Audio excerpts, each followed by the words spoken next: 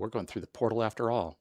It might help if I actually switch over to my webcam mode here. All right, guys, welcome to Dial the Gate and GateWorld.net. My name is David Reed. Darren, whoa, how you doing, man? I'm doing great. I've been excited for this stream for really before the announcement of a new Stargate series I came know. out. Because you and I knew for a few days, and I was like, I want to talk to Martin. I want to This get was Martin on live stream. Let's talk to Martin. really hard to get through this, but the man himself that we have to thank for that privilege is with us now. Hello, sir. How are you? Hello, I'm great. It's really great to be here with you guys. It's good to see you again, man. I think we have to know right off the top all about this show. No, I'm kidding. Um, Yes, Darren, full disclaimer, there yeah. will not be an enormous amount of new information, but Aw. I'm thrilled to talk with y'all. Well, we appreciate you being here. Darren, when did you first meet Martin? Was it the year before I did? Did you Yeah, meet so him during childhood then? my first visit to Bridge Studios was 2004 when Atlantis was filming episode 2, I think. We were Oh filming Hide wow, and Seek, and you were brand new to the show. Obviously, yeah. that's kind of where you got your big start. But this is funny. So I was invited by MGM to come to the show and interview the Atlantis cast and do some promo. And I was sitting in, this is what I remember, Martin. Maybe you remember this differently. I was sitting in Joe Malazzi's office Hmm. with my back to the window. My wife and I were talking with him, and you came and stood in the doorway like you were about to go get some lunch. And Joe introduced you as I think he tends to do, as what was it? Our new Swiss Wunderkind writer. Oh boy, And I yeah. thought, I swear, I thought for probably the first half of the day that maybe Martin didn't speak a lot of English, and or Joe was pulling my Uh, leg. I looked it up recently, and you actually were born in Geneva, I was born in Geneva, yeah, and I according to spent some time IMDb. there until I was 2 years old, and then we moved back between 10 and 14. So yeah, but I speak relatively good English. Pretty good. It's pretty good, yeah. So here I was for the first couple hours of the day thinking, wow, they hired this new guy to write Atlantis. And I mean, he must be really good if he's writing scripts in German and they're translating them. That's really funny. Oh my goodness. when, well, I think it was about a year later when I got into the office there and we all just sat down together. It was like, oh yeah, this guy's Yeah, cool. I have I'm vivid gonna hang out here with memories all the of Smurfs. Wasn't that you with the the Smurfs, or was Smurfs. someone I else? don't Did think they someone were else have the Smurfs. Smurfs? They You were. had toys or something. I had Muppets. I had a lot of Muppets. Muppets stuff, and then and then I was the guy that just bought all the Stargate toys as they slowly came out over the years and put them in there. But yeah, no, it was. I have such fond memories of you guys coming. It felt like twice a year. Was it only once a year? And Once. just wow, Yeah. yeah, that's great. And then we would, yeah, because we would read you guys into the whole season so that you would have the stuff that you needed to I feel like, but I could be wrong. I don't know. I'd have to go back and listen to like our Gate World interviews. But yeah, I mean, you guys were such great champions of the show even back then, and it was again, this was before social media, right? Like I think Facebook had just come online. There was MySpace, I guess, but like the Gate World message board was like such a resource for us because it Yeah. was it felt crazy that we could go to Gate World and see the fans talk about the show in real time, and it was so novel, and especially as a young, pretty insecure writer, it was great. It was great to get that instant feedback of like what they thought was working and what they thought what wasn't working, you know. So yeah, it was incredible. Such a great time in my life. You were so good to us because, I mean, you had your ongoing Q&A. I forget how long that was. And I just remember pages and pages of asked and answered, asked and answered. You went through every single question that everyone asked you in that forum. And you brought Rainbow to our second Gate World dinner back in the day Oh at yeah, yeah, yeah. Earl's, one of my favorite restaurants there. Thank God there are a few of them. But you were a champion of, connecting with the fandom. And It's- Well, I didn't feel disconnected from the fandom, right? Like Yeah. I was 25. I hadn't been a fan of Stargate, full disclosure. It was off my radar when I got hired, but I know what I still know what it's like to be really excited about something. So, absolutely, any chance you could engage with people, you would take that opportunity. And, like people used to just sit down on lawn chairs and come in front of Bridge Studios just to like watch the comings and goings. And we would always try to go down and just say, it's unfortunately we're just the writers. It's not as exciting as the stars, but we'd always try to go, someone would always try to go say what's up and talk to them a little bit so that they wouldn't leave without having met nobody. That's pretty awesome. Yeah. That's cool. What has the response been like to this thing that you're going to spend, the next section of your life with? Has it gone off without a hitch? Is there something that's like, well, I could have done that better? What has the communication? Well, we're still early been? days, so Yeah, there's I mean, time the for me to initial do lots better. reaction. Yeah. Oh, the initial reaction? Yeah, that's what I meant, mean, sorry. it's been really overwhelming. I'll be honest with you, I haven't like done a deep dive at, Amazon is very kind. They do these like aggregate of like what sentiment is, and it seems to be very positive, which is wonderful. I think it's like, it's great. It's great that, we feel so fortunate that y'all were willing to host that thing and that we could go directly to the fans. That felt novel and important. And so yeah, it's been really wonderful. Mostly I'm just glad that I don't have to like whisper in a restaurant like when I'm talking to people about like what I'm doing. It's been like such a closely guarded secret for the couple of years that I've been working on it. It just is like, it feels very freeing to not have to lie to people about like what am I doing right now. I had, I love my polls. So I posted Yeah. polls on GateWorld. How do you feel about the new announcement? And I was expecting a big outpouring of positive affection because right, fans have been kind of on a knife's edge for a while. What's Yeah. Amazon going to do with the property? Are they going to reboot it from scratch? Are they going to continue the mythology? And I, for one, breathed a sigh of relief when we found out that you and Brad and Joe and others are making this, that it's not a reboot. But the poll that I posted, how do you feel about the new series announcement? 64% say awesome, can't wait. 28% are cautiously optimistic. That is 92% of respondents, I would Wow, say, are that's positive crazy. towards this. Yeah. Great. Yeah. And the other 8% are mostly, I'll give it a shot. Okay. Yeah. Also, like, it's okay to like, like we have to earn every view, like we're gonna try to earn every view, be it longtime fans or brand new people. So like, I so appreciate the people that are all in right now. Like, that's awesome. I'm certainly all in. The cautiously optimistic, I also share that. I mean, we got to make a great show. These are hard shows to make. And I hope that like we can win over any sort of detractor. I feel like, you know, give us a watch, and I think like we'll try to get there. And there's also like the reality.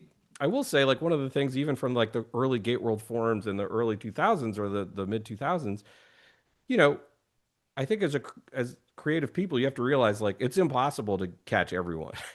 Like there are going to be people that like for instance, there was uh, a small contingent of the Atlantis viewers that like hated McKay, right? And so like I wrote a lot of McKay episodes, and so like they were like, "This guy sucks," and you're like, totally fair, totally fair. I write a character that you hate. That is my bad, So it's like Forgot about those it was. days. Pardon me. I forgot about those days. It took a while for Rodney to grow on people as a regular. Yeah, For some it did, yeah. yeah. Well, he was, especially if you were an SG1 fan, he was such a jerk on SG1. And so like the conversion to like, oh, I'm supposed to cheer for this guy now who's so awful to Sam, like it just like there was some inertia to it that got around it. But thankfully, David Hewlett is like, despicably charming. That's the word, exactly.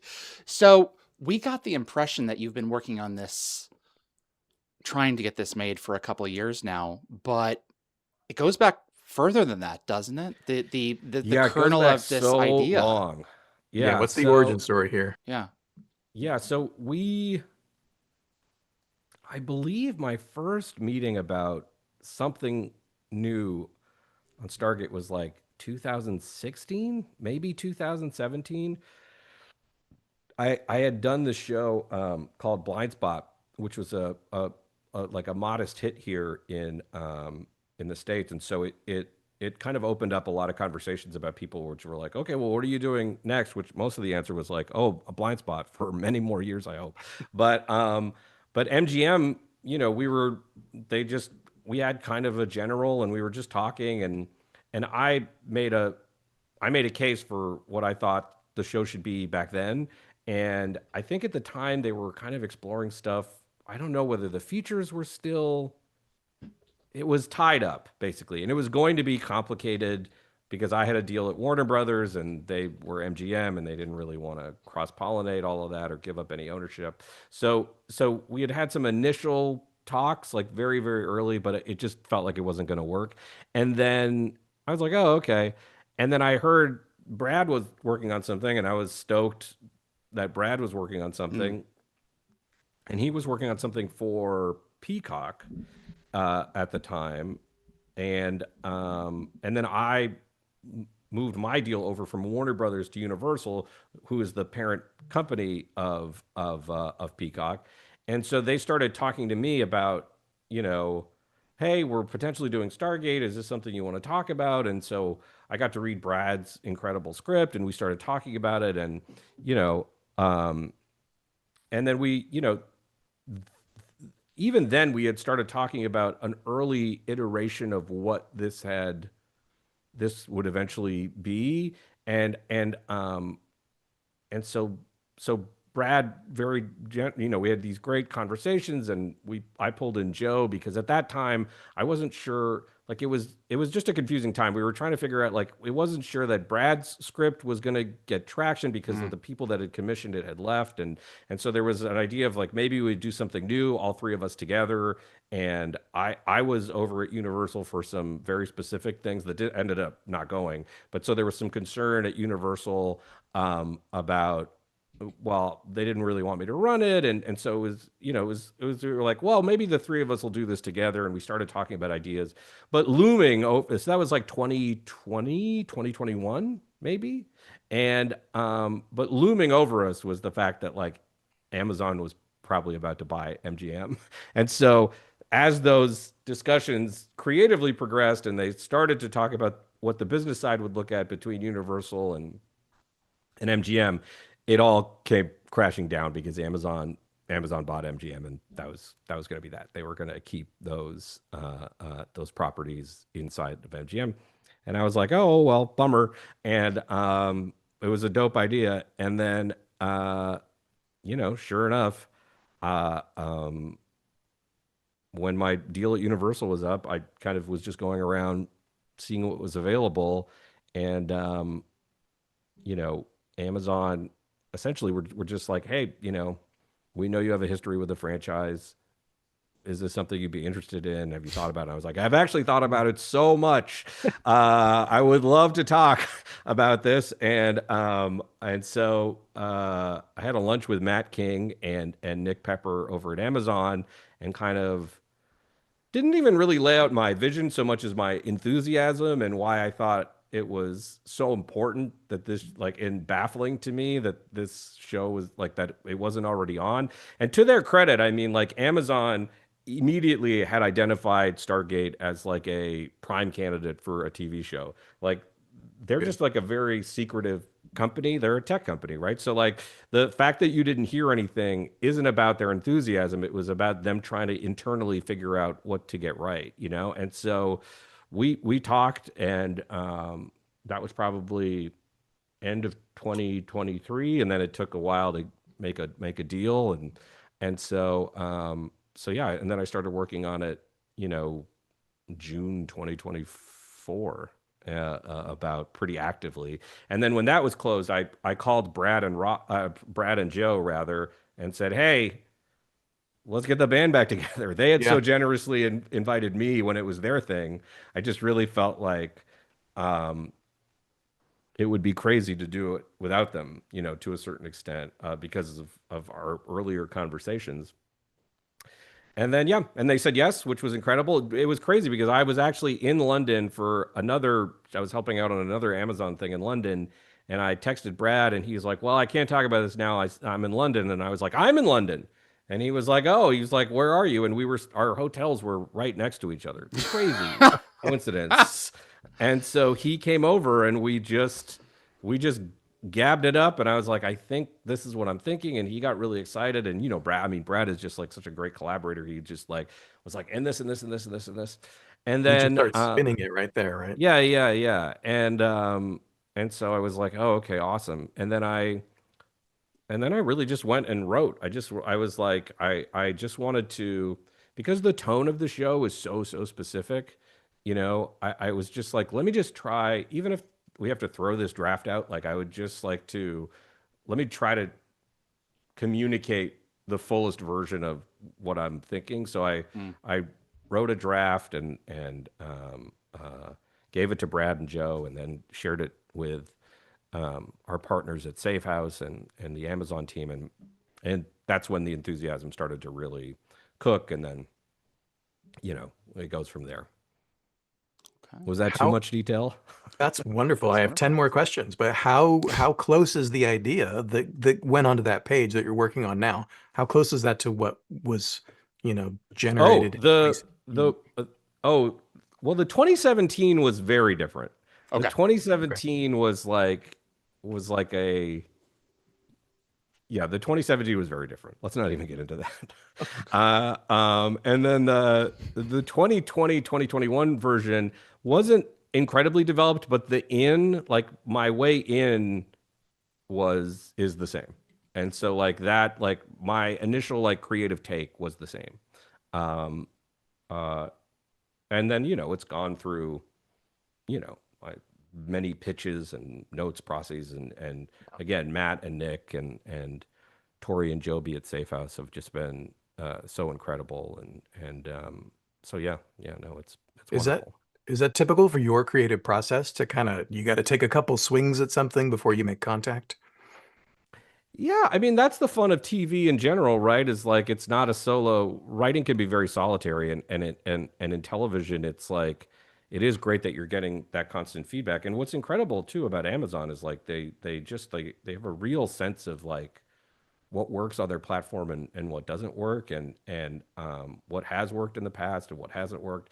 And so like just they've been incredible at guiding the take in I think a really positive way. And so it's just so nice. Honestly, like it's been so charmed, I just didn't believe that it was real.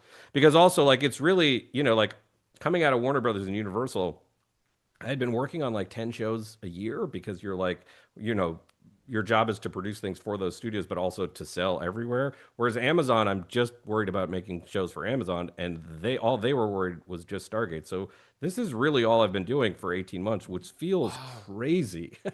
Yeah. Like it's like, but creatively it's so fulfilling. And so there was a worry that I was like, what if they don't do this? Then it would be so bad. I would have just like burned. I literally would have to start from scratch on something new really quickly. But again, I have taken them at their word the entire time, and they've backed it up. They've been really, really. They know how important this franchise is, and they know how important this show is, and yeah, I mean, I can't ask for better partners. Wow. How did your choice to announce the way you did um, come about with Amazon, including us? I mean, how did that approach happen? I've been wanting to ask you this since I first saw your face on that Zoom. It's Oh like, yeah. hey, Well, I just wanted to be very thoughtful about it. Like you know, secretly, guys, I have been watching, Dial the Gate and GateWorld for the past 2 years because I just want to boy, stay, I just want to stay up with like, well, where is fandom? And like, and David, you've been such an incredible resource, honestly, because like I just have quite honestly forgotten a lot of stuff. And Yeah. then Darren, like truly like some really thought-provoking essays on like what the future of, the franchise should be, and some like really interesting takes.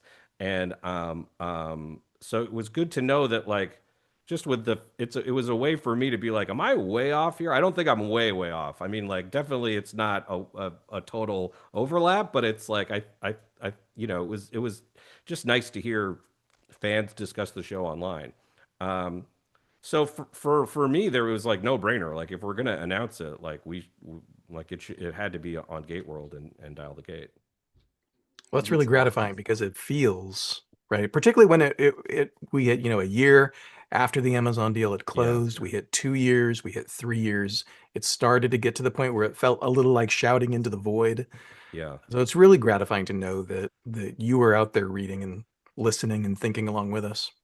And so was Amazon. Like it's like they're a data-driven company, and so like they again, it's like it's taken this long because we wanted to be purposeful and thoughtful, and we're only gonna get one chance at this. Yeah. Like I've said at the beginning, like it's not I'm not thinking of like here's the 11 shows I want to do. It's really just about like I need to make a great season of television. And if that season of television is a success, then we can figure out what the rest looks like. There's obviously this is a show that has proven it can support multiple shows, and so but right now the focus is uniformly on like let's just make an incredible season of television, and then let hopefully the success of that dictate the roadmap in the future. Wow. So let's get down to brass tacks.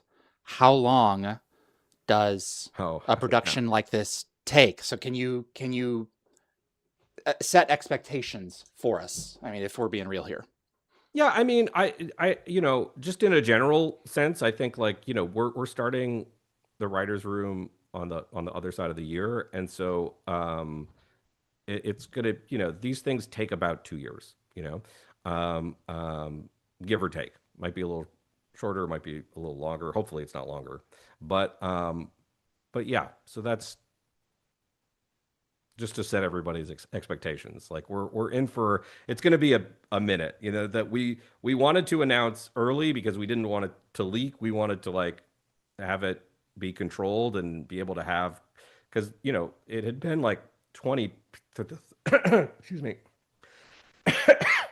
live stream, 20 or 30 people inside the company that had known about it. And to make a show, you have to hire like 400 Right. people. And so like that circle was going to start opening up as it did in the last few weeks pretty broadly. And we wanted the fans to hear it from us and not from a leak. Well, it That's great. makes a lot of sense. Yeah, that's gonna. I would imagine that most of that is post production. I would think at least a Yeah, good it's pretty chunk of even. that. It's pretty even between how long it takes to shoot and then, you know, again, I think Brad alluded to in that video, like we have resources that we we haven't had before. And so we're talking to some of the biggest visual effects houses, in the world, historically amazing.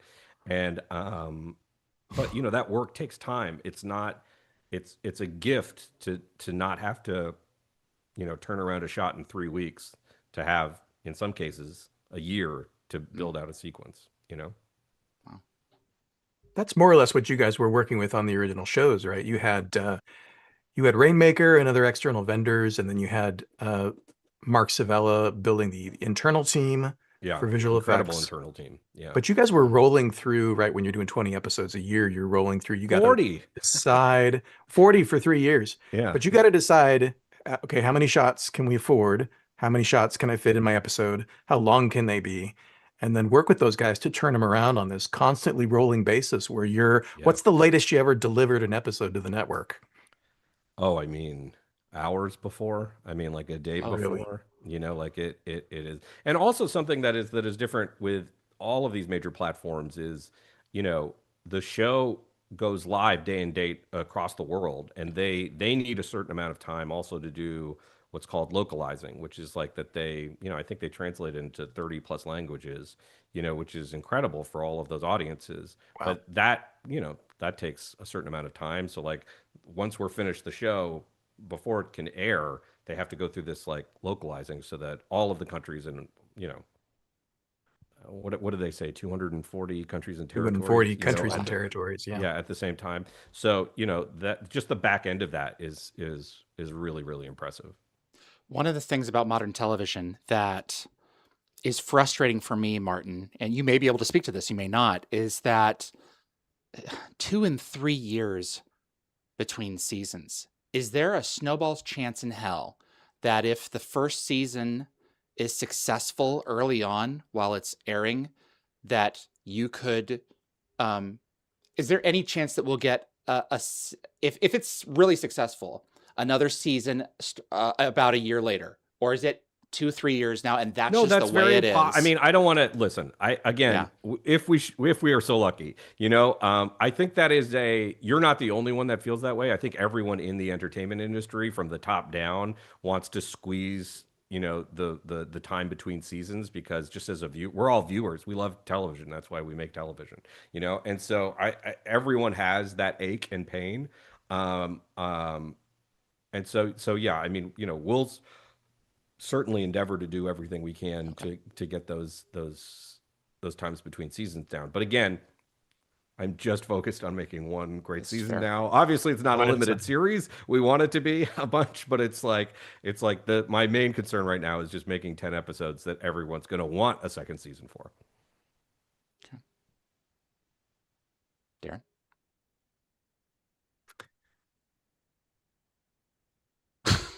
I lost my notes. Darren, David. Martin, do you, a yes or no? Do you have the opening image for your show in mind? Do you know it? Do you Yes. know what it looks like? That's awesome. That's cool. It may change as things do, but Sure. there's a cool motif that goes through kind of the opening episode of the show, that I think is pretty fun. Cool. Okay, I got it. Thank Martin, you. you've been away from this world for so long. Mhm. We want to talk about your Stargate career. We want to talk about the stuff that you did after Stargate. Sure. But the question is, having this gap since the last time you wrote a Stargate episode, was a fresh idea more elusive than creating something from scratch? David, this is your question. It's worded awkwardly. I No, apologize. You had time to look at it. I get what you're saying. It was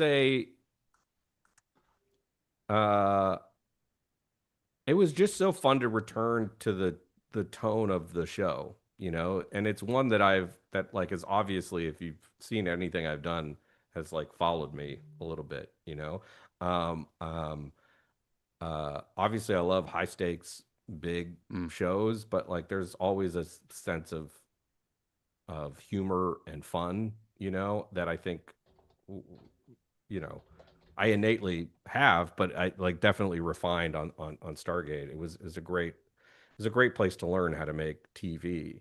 Just the volume alone is just baffling to me.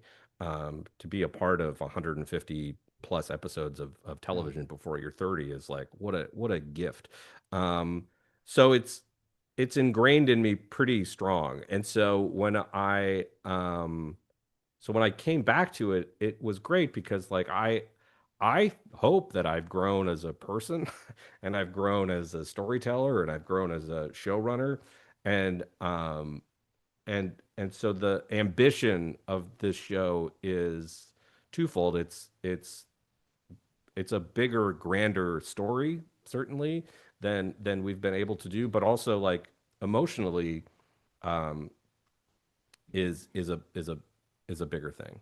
I don't know. I can't talk about it. I can't really. Even just as I was like forming sentences, I was like, shut up, shut up, shut up. It's no, I mean Sure. Yeah, it's yeah, it's also a fun piece of the story is that you came up you said you started when you were 25 years old. You came up working yeah, in somebody else's world, right? Working in somebody else's universe. yeah. And now not only do you get to take the reins of that universe, but you've got Brad and Joe along for the ride. So can you speak further to that dynamic of sort of Now you're the grown up, and they're living in your basement. Yeah, in many Well, ways, they're it's definitely not living in my basement. They have very nice houses. They're both very successful television writers. Metaphorically. But yeah, no, and I don't even really see that way. Like that you are right, Darren, is that I think part of the concern with me is like, how do I make this my own? Like, how do I make this, Right. show that is but I think again what I was excited about was just like how much the overlap between Stargate and me was. But I think like, you know, to have Brad there, Brad is specifically like Joe is, I feel Joe technically was my boss, but I do feel like we were contemporaries, for Yeah. at a certain point. Or the And older brother. yeah, exactly.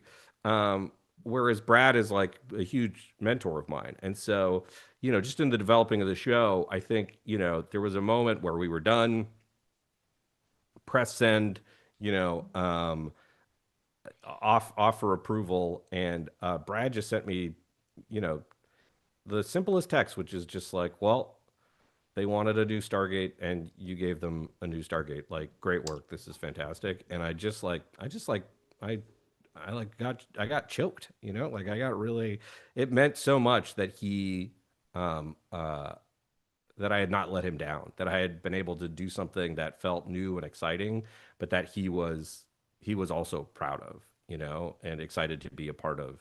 If we were so lucky to make this thing, and so now the fact that we all kind of like get to do this again is like such a rare um, honor, and we're all very grateful for this chance. no one goes it alone. No, never, especially in TV. I mean, TV is like truly, a couple thousand people are going to work on this season. Like it's like everybody puts a lot of hands go on it before it makes it to you, and they always make it better. They very rarely make it worse. Yeah. Um, when you look back on your Stargate work, I'm curious if there's a particular episode that, like, if someone said, Martin, I want you to show me your favorite episode from Atlantis that you did, which one would you pop into the DVD It's player? probably Or McKay and Mrs. Miller. uh, Yeah. I mean, for a couple reasons. One, it's just a really banging episode of TV, I think. But two, it also is the eyes in character isn't aware of the Stargate program. So if you've never seen Stargate, it's a great way to like get into the show because they have to explain to Jeannie Miller like, well, this is the Stargate program. This is what we do, and kind of the whole awe that you get to see her experience, seeing an Asgard and being on the Daedalus and like all of this stuff. It's just so fun. And then it's also like, it was written at a time where my brother and I weren't as close as I wanted us to be, and I was a young kid and didn't know how to say some of those things, and so it was resonant to me, and then obviously David and his sister, my friend Brendan Gall's in the show as well, who's remained a close friend and collaborator, and so yeah, no, that one is just like the great one of the great privileges of making TV is it sometimes just immerses your life in amber for a moment. And that's not something I was aware of when I was younger, but now that I am, 25, 20 years older, it's like I'm so grateful to have these things that you can go back to. They become home movies. Like you don't really remember when I watch shows now, I don't really remember. Like it's cool to see the show, but I have vivid memories of the making of those shows. So they become like these strange time capsules, if that makes sense. and they're inextricably part of you. I mean, you said that some of you know some of the things that you and Shane talked about were some of the things that Rodney and Jeannie spoke about Yeah, in yeah, McKay and Mrs. yeah, Miller. It's like this is really like yeah. where David just casually knowing the name of my brother. That's what I'm talking, David. You're just like Deep cuts. you're the store. You're the store of all knowledge. I just keep these things in my brain. I've been stalking you for years. No, I'm kidding. It's very impressive. Yeah. David and I were talking before the show about what specific episodes we wanted to bring up if we were going to talk about Atlantis episodes that were not the big whiz bang explosion finales. Yeah. And I picked McKay and Mrs. Miller because this Wow. episode, I love it so much. It touches me so much. Yeah. It's directed beautifully. The opening shots with the Incredibly. train, with the finger paint. Yeah. And it's got so many of those touching moments. I mean, I'm really, I love the fact that this is you and your soul and your relationships out there on the page. But you've got the POV character of Jeannie. You've got the cool sci-fi stuff with the alternate Rodney and the bridge. But then you've just got those beautiful moments like Rodney at the end trying to figure it out. Right? He's in Jeannie's quarters. He's trying to figure out the relationship. He doesn't know how to do this. He's willing to admit that he doesn't know how to do this. Yeah. And he just embraces her and says, "How are you? How have you been?" You happy? Those- Well, he's repeating her words. Yeah. Yeah. Yeah. Those get me still every time I watch the episode. No, I just got I got emotional just thinking about it. And Yeah. yeah. And in classic Martin Gero form, that episode had so many more visual effects than we initially intended. You know, like all of those split screens became so much more complicated. And Mark Savella and their team, the team that we had, just did, you know, like, 'cause even the over the shoulder shots are split screen shots because you could kind of tell that the double wasn't David. And so, like, yeah, Martin Wood did such an amazing job with all of those. You know, I watched it, I think last year, and there's some of the like handoff twin stuff is like just incredible. Like it's just like it's really great. I'm really excited to see, you know, what they can do with that now today, just with the advent of so much of our technology since then. You and I, my connection with you really, I guess, centers around a film called Elephant, and the episode that was Oh shit, we're born gonna talk from about that. Sunday. Well, there goes all the goodwill. So There it goes. Don't you want to do duet first? Yeah, no, we let's just do did it. a. Let's we talk just- about Sunday. We did a. Let's talk about we it. did an Yeah. that one. It's my Darren got to share his favorite, and Sunday is mine. Damn it! Okay, Sunday's your favorite. It is. Let's have it. Well, it is. I mean, Yeah. there is no. I would challenge anyone to come up with a greater ending than that. Pan back on Atlantis. Yeah. Away from David.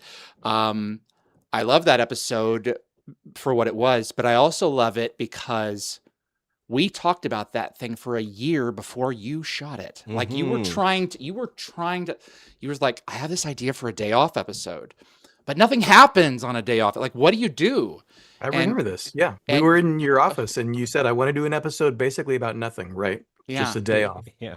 And what's the action beat? There isn't one. And they wouldn't go for it. But the it structure, probably rightfully didn't go for it. But that was the joy. I mean, like, again, like the privilege of 40 episodes a year is on a show that had already done 100 and whatever, you know, is that like there was no cookie cutter. Like there was a cookie cutter type of episode, but Rob, Brad, you know, Joe and Paul were trying to figure out what's a new thing that we couldn't do? You know, like what's a new story that we haven't told? And so like the ability to take these big swings, almost like dare-based episodes, you know, where you're just like, you know, I was like, I don't know, can I write an episode that's like just McKay? Like, how do I do a whole episode that's just McKay? And you realize, oh, you can't really, but we got close. In the like, smallest set possible. in the smallest set that we have, like what's, you know?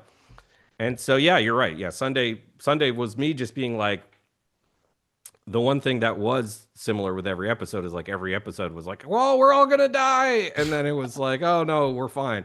And so I was just like, oh, they're so, you know, one of my favorite moments, just to go back to McKay and Mrs. Miller, is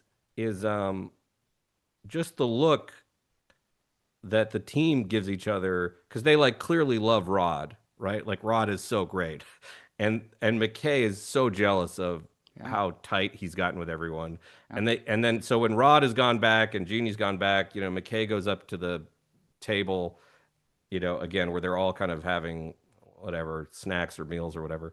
And they're like, oh, thank God Rod's out of here. Like that guy was annoying. Like we hated that guy. And he's so relieved. And they just give each other the littlest look of just like, I can't believe he bought that, but like whatever for his own mental health. making our Yeah, friend feel better. exactly. And so Yeah. like those little moments that you were reserved for like the beginning and endings of episodes sometimes, I just wanted to live in more. I wanted to like even at that point was just like trying to live in the character stuff in a less pressurized way. So that's sorry, I keep interrupting you, David, but No, but that's that's the where I think that was the instinct for the day off episode where yeah. that's where character comes in. Where you have the smaller beats. No one is better at putting two people in a room together and just making fireworks and dialogue than Brad Wright. Yeah. He's such a playwright, and that's the DNA of what you were raised out of. It only makes Yeah. sense. 100%. Yeah. Darren, do you have questions in your live stream? Because I've got them in mine. Yeah, let me ask a question from one of the folks watching us live over on GateWorld and YouTube. Tonka U R3G wants to know, is the new show going to be on DVD Blu-ray? I think it was a big reason Stargate was able to survive because people could show their kids, get the DVDs from the library. It's another way for the show to continue to live on. That's a great question. I actually don't know the answer to that. It's a great question though. Yeah. So, folks, just to establish, unless you're in the event that you're joining us late, there's only Martin's not going to really be able to talk a lot about the new series. I may ask questions just to keep you guys from sending pitchforks my way later. But yeah, well, the big one that I have to ask about the new show, I have to ask, Sure. Serdfalheim must know, will any survivors from the explosion of the Furling's planet be featured in this show? Yeah, I mean that's not to give it all away. That is what the show's about. Absolutely, that was we were just like, let's just do a full Furling show. The Jim Henson Company is coming in. It's going to be really great. No, I'm of course kidding. Just importantly to say, Yeah, stop that but internet rumor right now. yeah, exactly. God. No, the Furlings don't feature in. I can't say the Furlings don't feature into the show at the moment. Yeah, you're only working on season 1, so Yeah. Darren. Well, are we ready to go back a little farther? I want to know when you knew you wanted to be in entertainment. What brought that kid to Bridge Studios in 2004? Oh, geez. Well, yeah, I've wanted to do this since like I've had memories. Truly, I mean, like I just like I've had very supportive and nervous parents who like rightfully were like, he's got an aptitude for this, but like we don't know anyone in showbiz. I don't know how we go from Ottawa, Canada to like making a living. Uh, um, but they were so supportive and so I've just been making little movies with my Star Wars toys since I was a kid. Just to we had a janky ass video camera and trying to figure out how to make those shots look cinematic with my 1/18th scale Star Wars figures. So I come by it honestly, and actually have now, and not in this room, but I've finally collected all of the Star Wars figures because those to me were like my first cast. They were my first collaborators, and so it's like just nice to see them where I am now. I'm like, oh yeah, guys, look how far we've come. But yeah, so yeah, no, Now I've you can wanted get to do this. now you can get an Aquaman figure and say, I used to order you around for real. Yeah, exactly. That's right. And no one orders Jason around. You gently ask. But but yeah, so it was just something I've always wanted to do, and that's what I went to school for, both high school and college, and then after college was kind of eking out a living, working at Starbucks and doing some freelance work, and then the call came in that they were like, they're doing another Stargate show, so they need to hire one more writer, which is crazy, that they were doing essentially doubling the amount of episodes that they were going to do, and they're like, we at least need one more person. I was shocked. I was shocked that they didn't staff up a whole show and did 40 the way that you guys did. Mm-hmm. Yeah, but thank goodness they didn't. for me personally. And so yeah, so I back in those days, the way to get on staff was through freelance scripts. And so, I pitched them three. I think I read the pilot. Is that possible? And then I must have, and then I pitched them three ideas. One of which was a very early idea for Childhood's End that they liked, and they said, go ahead, write a outline. And I was like, holy s! I was just like, that'll. At that point, I was like, that's gonna pay for my year of living.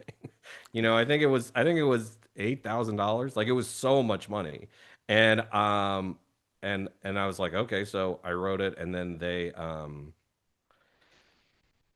sent it in, and they said, hey, they called and they were like, hey, I think we've gone in a different direction. And I was like, oh man, oh well. And they're like, so could you come to Vancouver and like, we'll just re-break it together. We feel bad, like our bad, you know? Wow. And I was like, oh my gosh, yes, of course.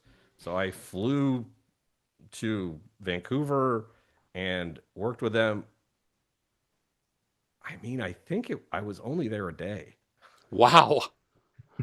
I could be wrong, but maybe it was 2 days, but I think it was a day. I think we just rebroke Childhood's End in a day. And I still remember Paul being like very protective of the characters. Mm. And I was like, relax, it's a TV show. Not, I was just an idiot. I was an idiot child. And but we did it, and uh it was interesting because, not to turn a long story already long, but it was funny because like I basically just went and was like, I'm just gonna try to be funny and fun to be around because like that's, I think, the most important. I can't tell anybody here how to write a Stargate better. I mean, I'm gonna put in my 2 cents. I'm gonna have to write a draft at some point. But I was just trying to be affable and amenable, and one by one they kind of took me aside and they were like, look, you're good, and I think there's a shot here for you to be on staff, but like you have to just write the board. Like, just write the board. Don't go off and like write a totally different idea. If you get into trouble, just like let us know. And I was like, oh, okay, great. And like one by one, they would just take me aside, and I was like, oh, this is nice. And then finally, like Brad just took me aside and was like, can I give you some advice? Like, just go write the board. And I was like, oh, okay, great. And I was like, I'm very worried about the dialogue just because like the character voices. And he was like, don't worry about it. I'm going to rewrite all of that. He's like, just get in and out of scenes right. And I was like, got it, for sure, get in and out of scenes right. I had no idea what it took me truly 10 years to figure out what that meant. And and so then so I wrote Childhood's End, and they, it was good enough, I guess. And I think I sent that in on like a Thursday, and they called me Friday and said, could you be here Monday? And I was off, and I kept my apartment in Toronto for the full first season because I was pretty sure I was just going to get fired. I was just like, there's no way this can be real. Because the thing that I had tried to do was, because I didn't know what the voice of the show was yet, I just wrote what my best version of Stargate would be, if that makes sense. Because I also was worried, like, if they don't like that, then I won't do well on this show, but thankfully they liked it, and yeah, I was there for 5 years. It's a tone thing. If you can't capture your own tone that fits into theirs or replicate the tone that already exists, I mean, it can be amazing, an amazing piece of work, but it doesn't fit here. That's the thing. Yeah, it's like casting. Like, I just tell actors always to be like the most themselves, honestly, because like we're looking for such a specific thing, and we'll know it when we see it, and there's no way to guess it. So like, just be the most you, and if it's you, it's going to be you. You know. That way you don't have to fake it if you get hired. You have to be Yeah, that thing yeah. for. Oh man, exactly. I have. I don't. So here's the thing. Irina SG, she wants to know if you can talk at all about Dean and Roland's involvement? Are they going to be joining you guys in the writers' room? What is their? They won't be in the writers' room. Okay. They're involved, and Okay. yeah, no, they're yeah. Okay. Perfect. Darren. I'm going to meet with Dean, I think, next week. So Okay.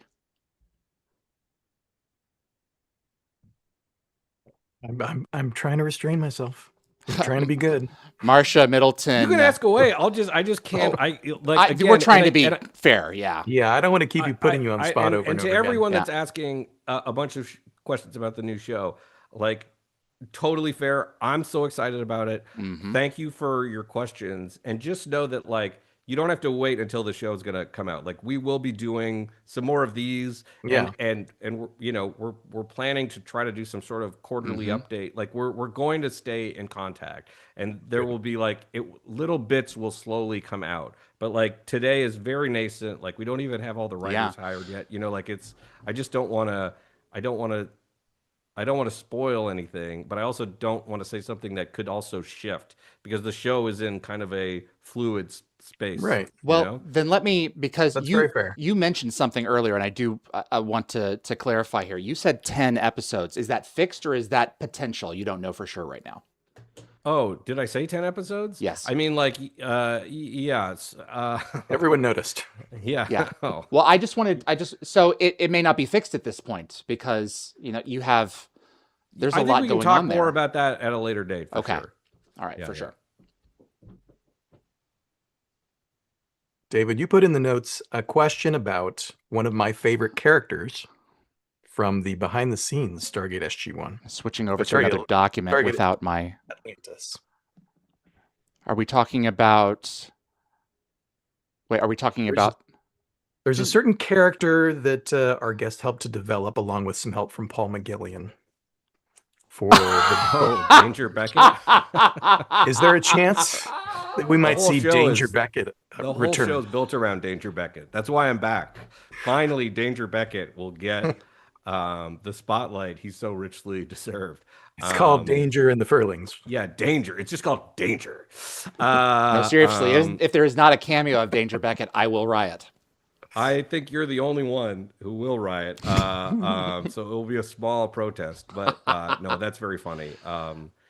Yeah, it was so fun. I mean, like some of that I look back on and cringe a little bit. Like I think like there, you know, we were putting out. I loved that piece, but I mean, like we were putting out so much content, you know, like because like the Blu-rays and DVDs were or the DVDs at that point were such a huge part of the Yeah. show, and you needed to have a special feature. Ivan Bartok did such an incredible Sisyphean task of like attaching a special feature to like every single piece of the show, and certainly like as an older person now looking back on some of that stuff, some of it's very funny, like that the Road to a Dream is I To a think Dream with Martin Gero. really fun. That's it. But there's other stuff where I'm like, oh my god, like what were we thinking? What were we doing? You're trying You know? stuff out, you know? Yeah, I know. Yeah, you the were industry goofing term off is and having VAM, fun. value added material. So, you know, Yeah, some of it is yeah, more yeah. valuable than others. Yeah, Well, and for if nothing else, you made Paul McGillion look good. That's it. Paul McGillion doesn't need any help looking good. That's not only a good looking man, but like what a great actor. That's it. My favorite beat in that, I just rewatched it. My favorite beat is you struggling with the accent, and then Paul just turns and looks at the camera, just dead Yeah. eye. Yeah, he's Yeah. great. Um, Everyone was so good in that. I mean, everyone on the show was so funny, you know, and we showed it off to a certain extent on the show, but like just behind the scenes, it was nice to be able to capture some of that. I'm going to ask Darren's question now, since he basically did mine. Do it. Where does the Bill Nye reference in Blind Spot? Where did Oh that yeah, let's start? talk about Blind Spot. Yeah. I am a big Blind Spot fan. I love the show. Oh, fantastic. Thank you. Yeah. Well, I love Bill. You know, Bill was obviously on the show on Stargate in my last episode, right? The last pretty episode close, that yeah. I wrote and directed. Um, and so he and then we became friends. Like it was just you know, obviously I'd grown up with him and we became friends. And so like, you know, just maintained a correspondence. And then there's a genius character on Blind Spot named Patterson, and we were like, oh, wouldn't it be so funny if like Bill Nye was her actual dad, and everyone thought that was great, and because I what a lot of people don't know if they've only seen like the first season of Blind Spot, the show got very strange. It got increasingly zany, I think is the right word. It just got it became almost a straight comedy by the last season in some cases. But and so we were like, oh my God. So I texted Bill and I was like, Bill, would you do this? And he said, yes, absolutely. And so um it ended up being I think 4 or 5 episodes that he was in Mm. as Patterson's dad. But yes, I had to name check Rodney McKay in there. Had to unite the worlds How, so Well, that that's it's the all one follow-up. universe.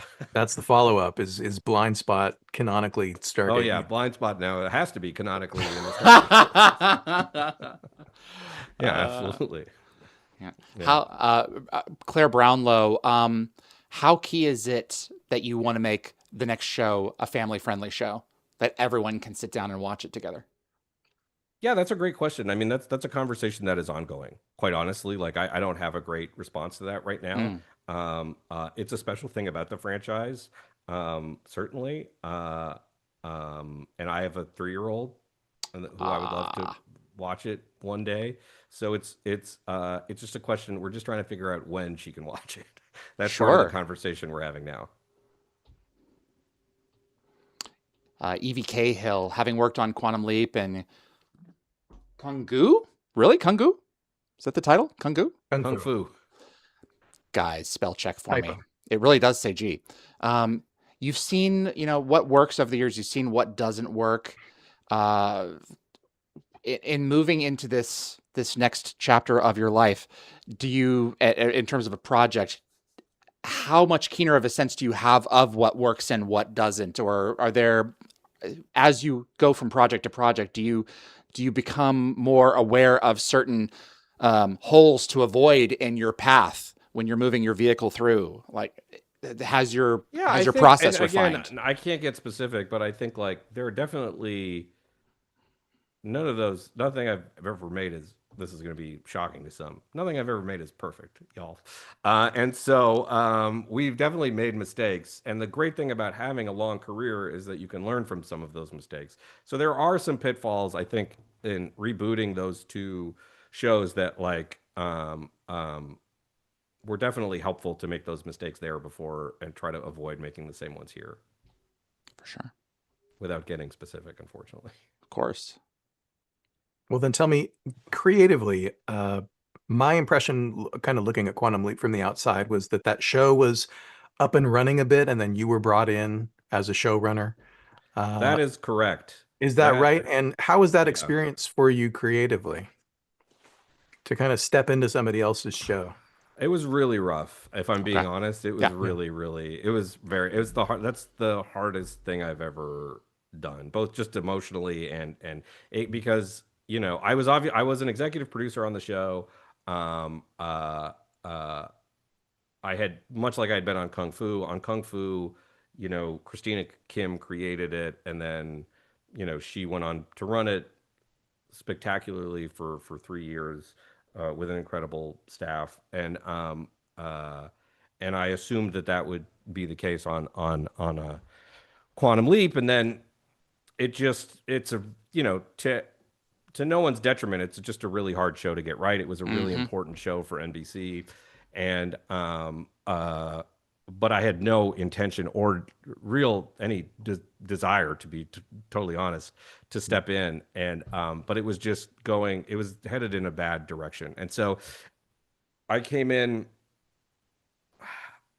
I mean, I don't want to speak ill, but Yeah, don't I worry about came it. in and there was a lot to be done. Okay. Let me just put it that way. But there, unfortunately, had been some flags planted that were like, we had to figure out how to there were things that we were pregnant with that we had to figure out how to land a plane that was kind of on fire, honestly. Sure. And so it was that cast is incredible.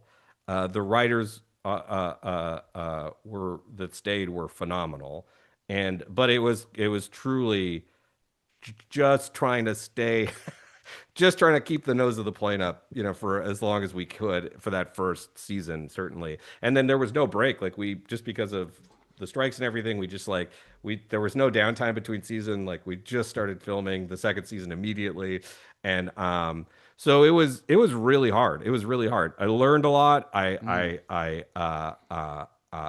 think some of what we did on that show is really, really strong. But it's like it was a weird thing to like not be the creative visionary behind a show and having to come in and figure out like, oh geez, okay, how do I retcon some of this to like to make a season of television without getting, you know. Darren and I were curious to know if you have a question for us after 20 years of Being interviewed being. Well, my Yeah. first by my these first question upstarts. is that a real ZPM?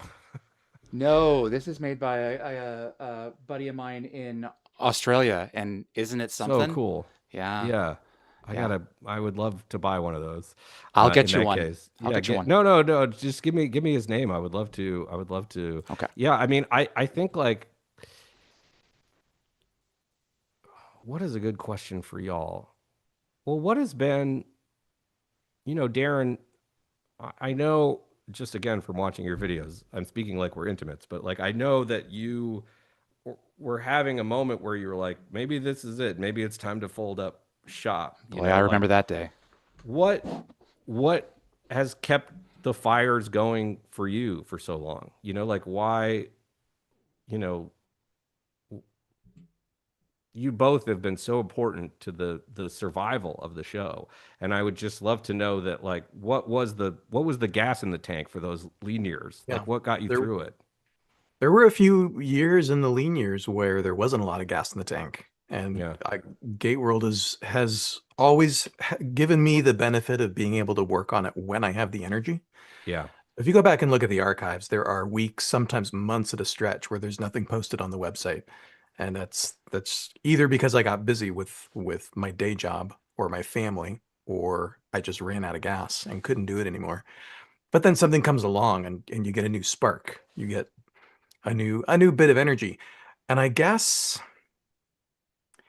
yeah, not knowing, right, I'm pushing 50 now, and not knowing if I was going to see another Stargate show in my lifetime was getting emotionally draining on me. But you know what? The other thing that has kept me going is I watched Stargate with my family.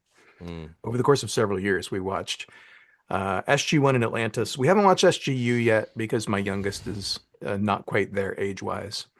How old's your youngest, just out of curiosity? What's that? How old is your youngest? He's 13 now. Oh, When we were watching the show, he was Yeah, 9 or yeah, 10. yeah. So yeah, going through and watching all of the movie and SG1 and Atlantis with them, having them actually like it and become fans of it. Mm, My oldest is 20 now. He's going to go to Vancouver with us. yeah. Wow. This is a big And deal so for cool. us. We're Yeah. making him a part of the process of filming the next round of shooting that we're going to be doing up there. This was going to take place regardless of whether or not there was another Oh, show wow. coming. What are you doing up in Vancouver? We're going to film some roundtables with cast and crew, letting Oh, great. them just talk. And we're going to give them some talking points Oh, that's and a couple of other special things along the way. But yeah.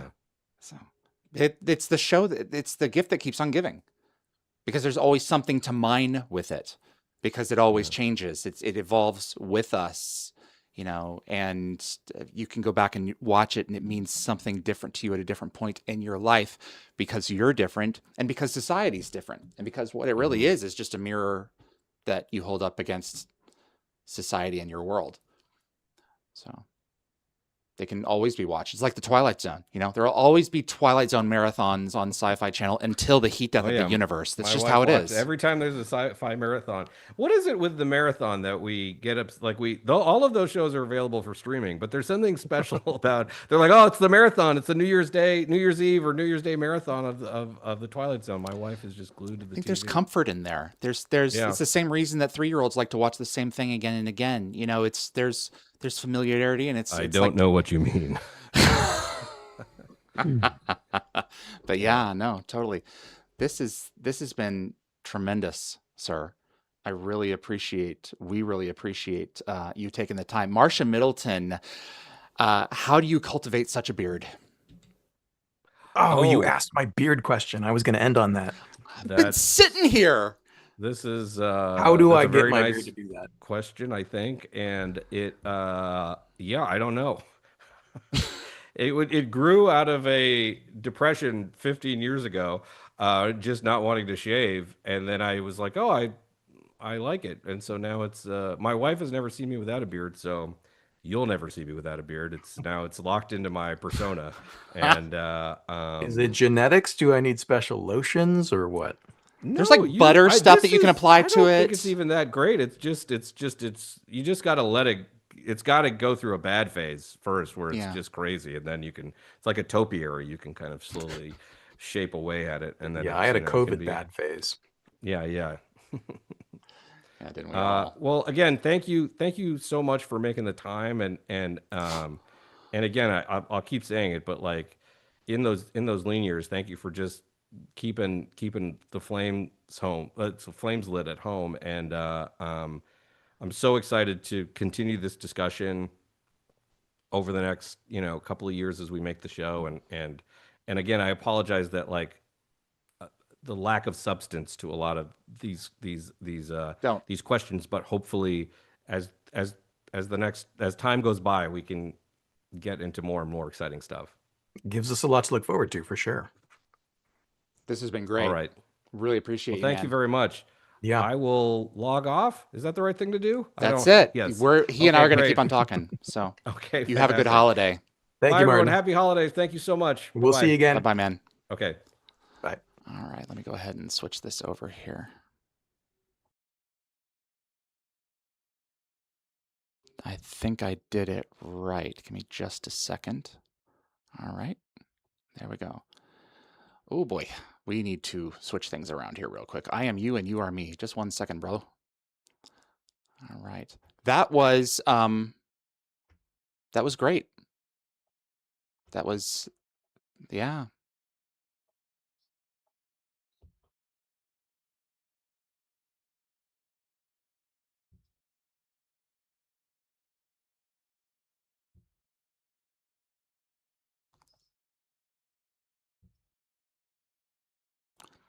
Got more than I expected.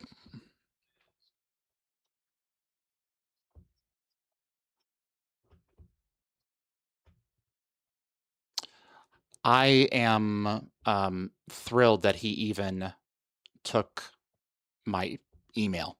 It was oh, just 1 second here. Thank you. One moment. Thank you, everybody. Okay. Very good. Yeah, Okay. I'm Got sorry. me now? Darren, can you please repeat? I apologize. Yeah, what did I just say? I was We were surprised at how Martin much came information we in, got. Martin came in and we candidly did not expect him to be able to talk much about the new show, about to give us many details. And there's a lot about the new show that obviously is still in the future. We don't know the title. We don't know the characters who were coming back or any of those details that we're excited for. But he talked about the new show for a good long time. I was really pleased that he was willing to spend that much time on it. Yeah, there's only so much that we can really get from this stage. And I was fully prepared for him to just tell us outright. And I was going to be the one to say, as I originally suggested, let's not even approach with those questions at all, because I don't want to put him in the position of having to say no. But you were the one who said, let's ask anyway. Let's send him an email and see, let's feel him out. And you were right. Give him a chance to go as far as he wanted to go, which is Exactly. exactly what he did. He's the show creator. He's the executive producer. He knows where the lines are. But it's really significant, I think, for people to realize how early we found out about this show. Typically, with a show like this, you won't know until maybe the writers' room is convened. Maybe they're getting ready to do some hiring. And as he said, once you start to hire a crew, then suddenly 400 people know about it. Yeah. We know about this really early, and the show basically only exists in Martin's mind right now. He's got a pilot, he's got a Kinda show wild. Bible, he knows where he wants to go. He's pitched it all to Amazon, but you got to get the writers in the room, break the first season, figure out where the story's going. And that's a creative process. And the creative process is give and take. It's, hey, somebody got a really good idea. and brought it to the room. So let's change this. Let's tweak this. Let's take this character in this direction. An example would be when Atlantis was spooling up and they were hiring for the Atlantis cast. Rodney McKay was not on Stargate Atlantis.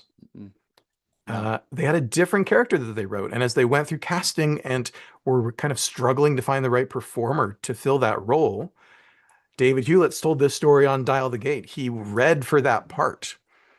And they thought that was kind of interesting. And I think it was Rob Cooper got the idea in his head, why don't we just make the character McKay instead? One of And the they hired best David. choices, and also one of the most gutsy choices to take. Like, had Redemption not aired with Rodney, that would not have worked. Imagine only seeing Rodney in 48 hours and then having this guy come over.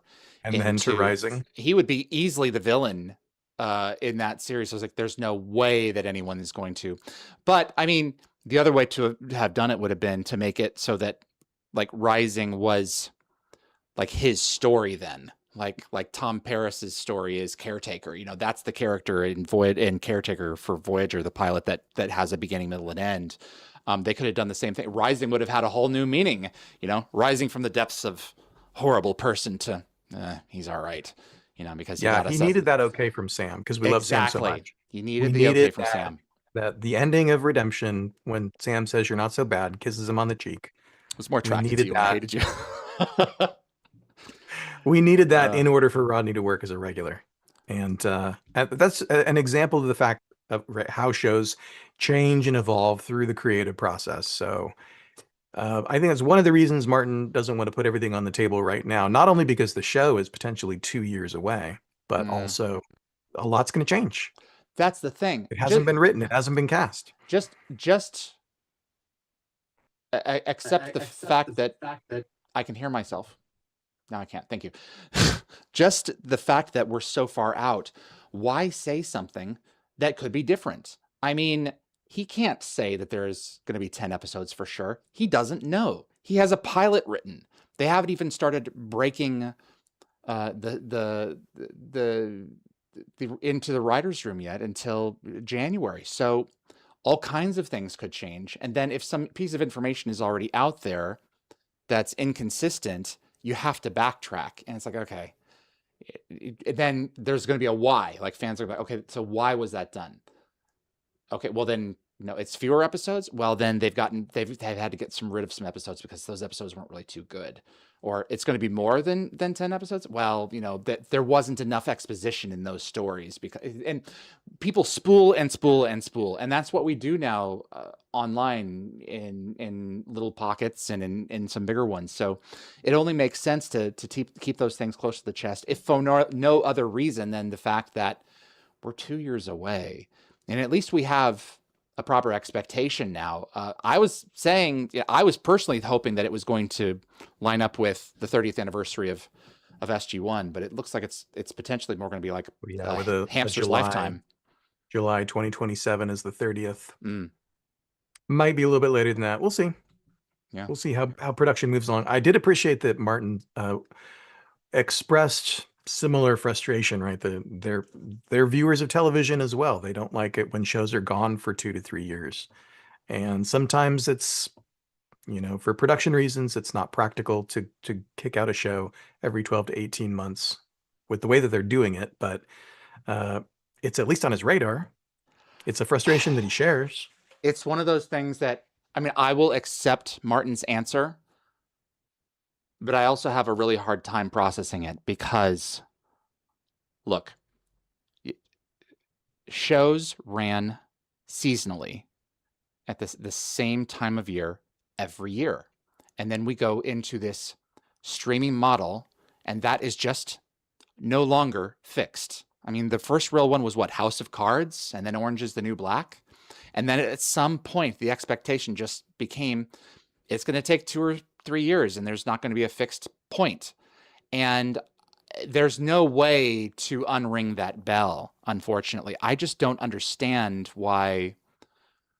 I don't know about you, but the visual effects are getting more sophisticated, but I just went from a computer that was 6 years old rendering a 1080p file in half an hour to rendering a good 4K file in 20 minutes. I don't understand how the post-production timeline can be so much longer in 2025 than it was in 2005. I just don't get it. And What I've there's heard so far is, yeah, it's more shots, more elaborate shots. Yeah. So there's just more going on. Okay. And But that I may hear be you, his for sure. specific vision of what it is that he wants too. That could, because you can fast track anything if you throw enough money at it. It's the good, cheap, and fast. You know, you can have two of the three. Pick two. Yeah. Good, cheap, or fast. That's it. I was I mean, take a show like Foundation. Yeah. I enjoy Apple's Foundation. But with 10 episodes every other year, I can't remember the story. So I have to Mhm. go back every 2 years and rewatch the last season again. So that's maybe a blessing. Maybe there's a silver lining there. I get 20 episodes at a time because I forgot the last 10. It also suggests that the show is not that dynamite if you forget what really happened. You know, there were some seasons of Stargate that are just emblazoned in my brain and others that aren't. Of course, we also watch them once every 7 days, whereas now you binge, and when you do, they don't get placed in the same part of your memory as other shows do. So there's Your brain that. takes it in differently, right? When That's when it. you're going through a 10 episode season in about 3 days. Yeah. And part of me thinks Yeah. that that's a shame too. I would love more episodes with worse effects made more cheaply, but that's not the model that Amazon is working with. I mean, they're not chasing weekly ad dollars. It's a different model to try and get people to subscribe and then fight the churn of them unsubscribing. I also don't want 5 Stargate shows on at the same time, under any circumstances. I don't necessarily think that Stargate would benefit from a year-round release cycle. Star Trek has that. I'm not impressed with a lot of the storytelling.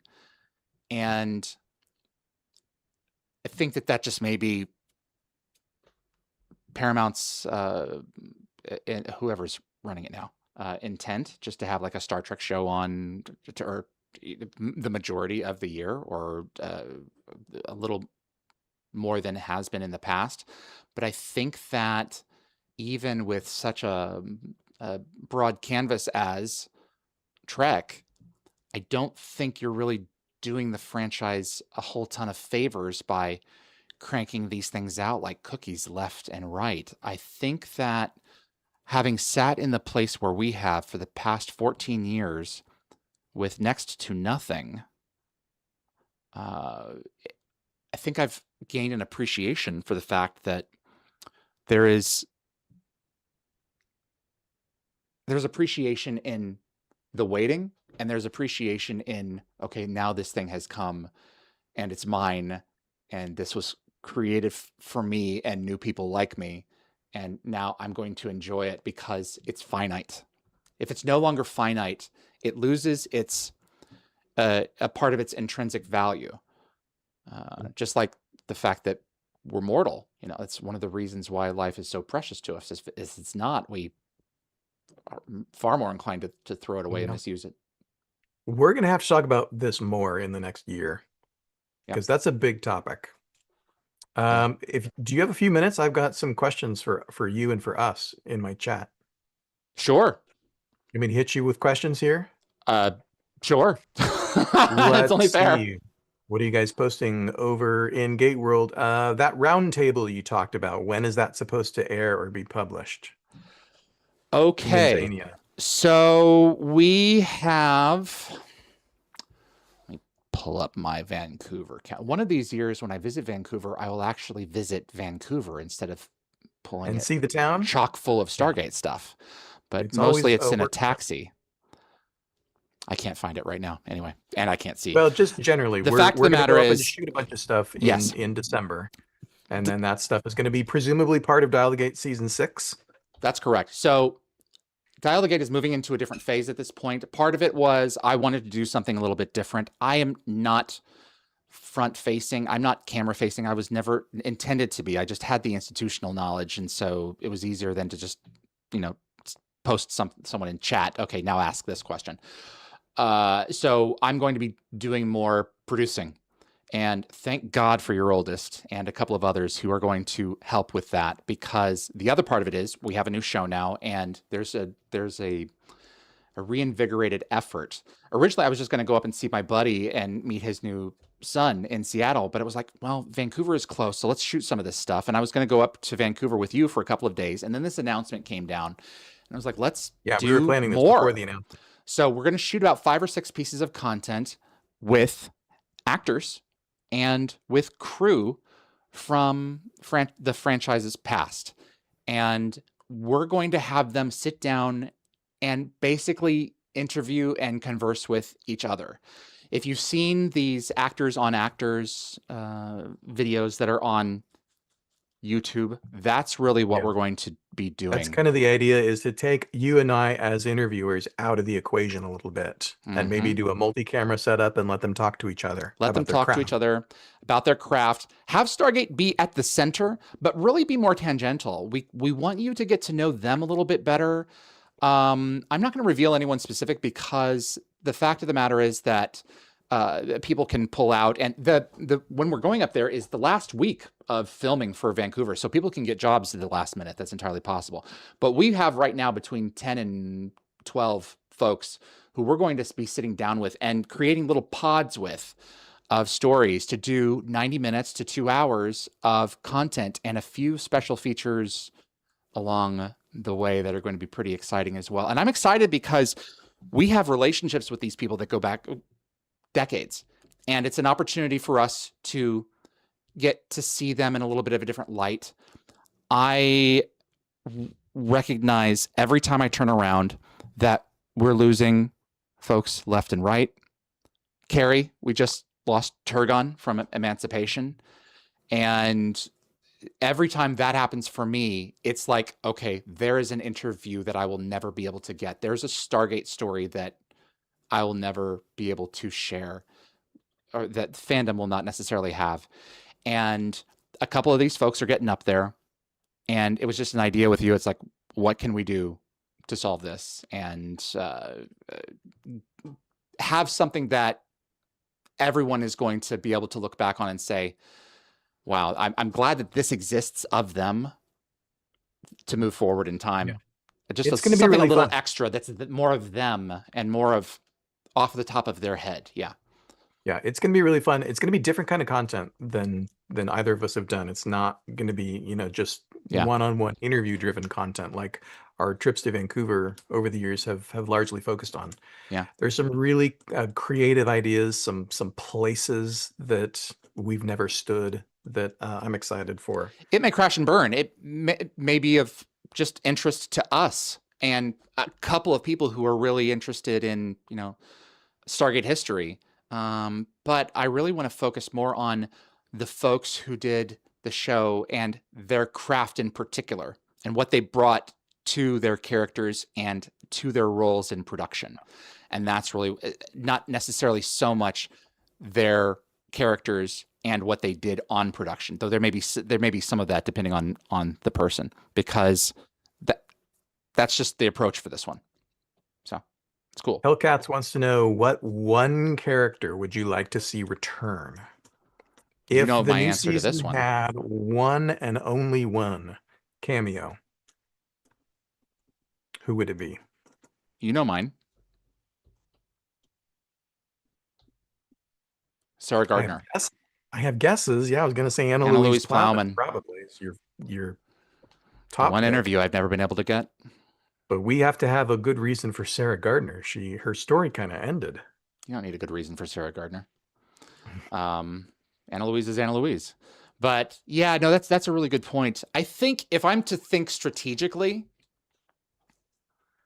who I really enjoy, who makes sense to return, should I really say that? I don't want to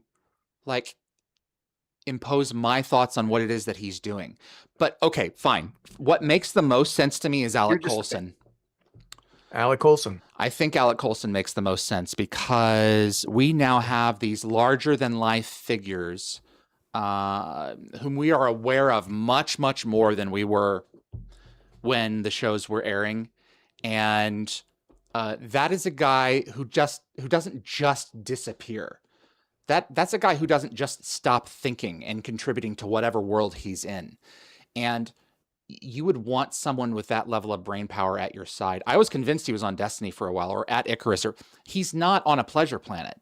He's doing something that makes sense. And I think to have a wild card like that to kind of stand in for a Steve Jobs or an Elon Musk or a Tony Stark, I think that would add a really interesting flavor. Someone who's in a gray area, who has his own interests.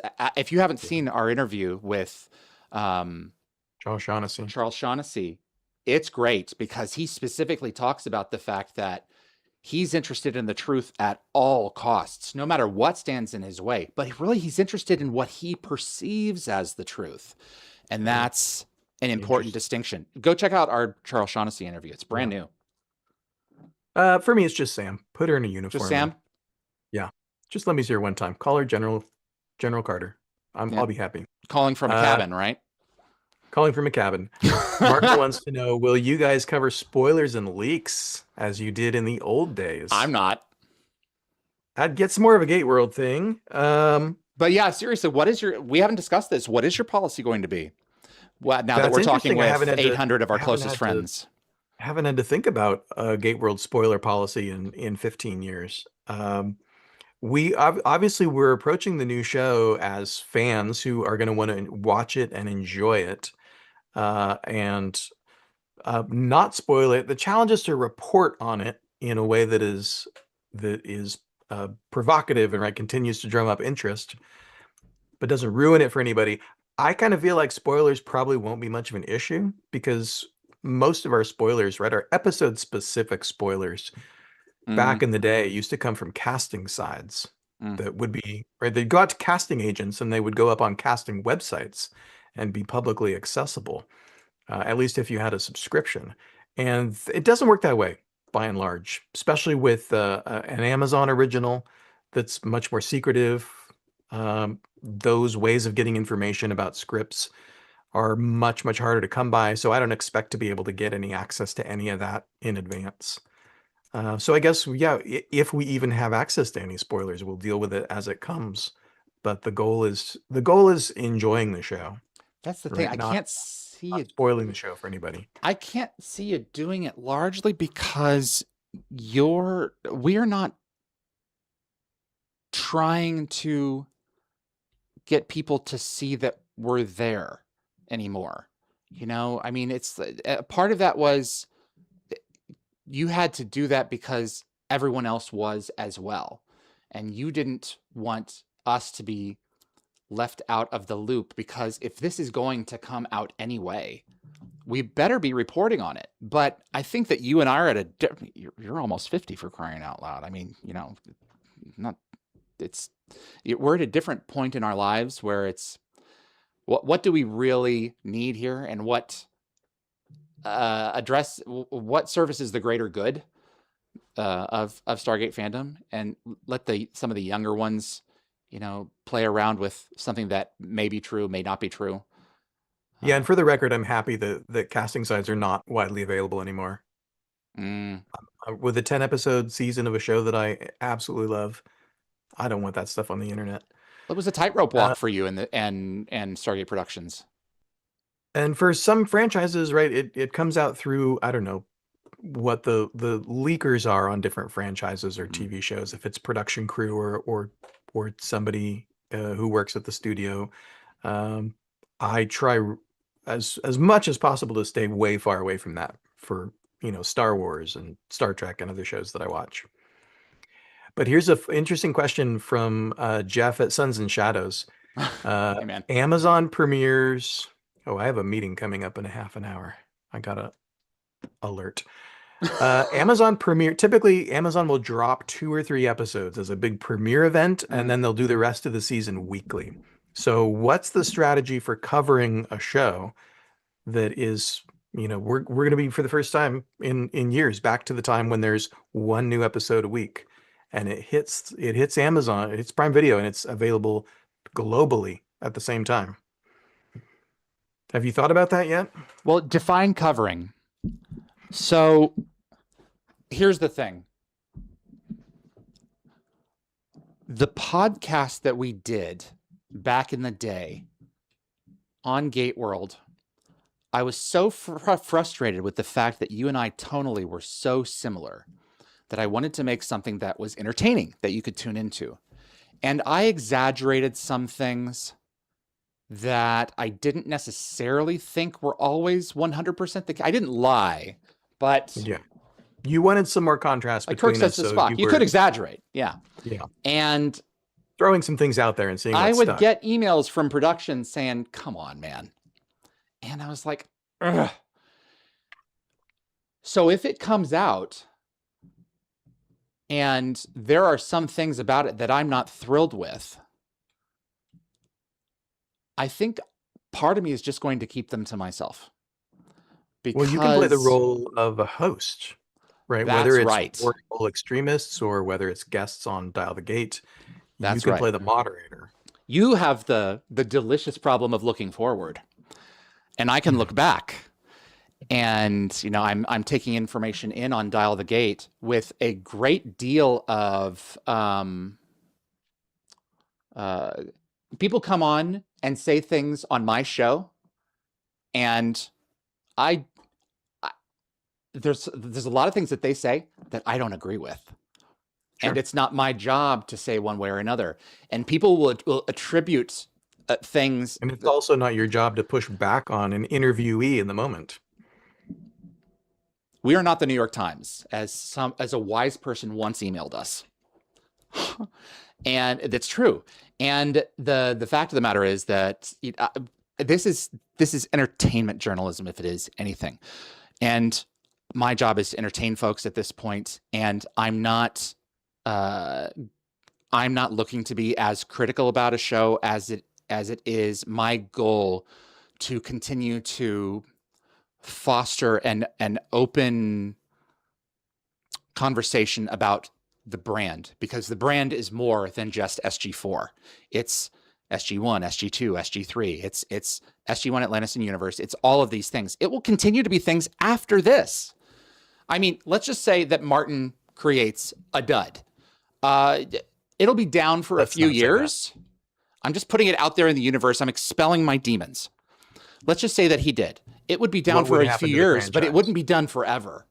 You know, someone else will eventually come. How many Spider-Men have we had now? How many Batmans have we had now? It's an evergreen thing. This ring doesn't become useless because, you know, one of the jaunts through the orifice landed on its face. There's certainly episodes of SG1 Atlantis and Universe that don't work. And that's a part of the other problem now is like each of these shows, each of these seasons are far more one idea in terms of modern storytelling than they weren't before. And if you don't care for that idea, you're kind of out of luck until the next train comes along for the next season, if that's how he intends to tell it. Or maybe he'll just be completely episodic, but I don't think so. I don't think that's the impression I'm getting. Are you? Episodic?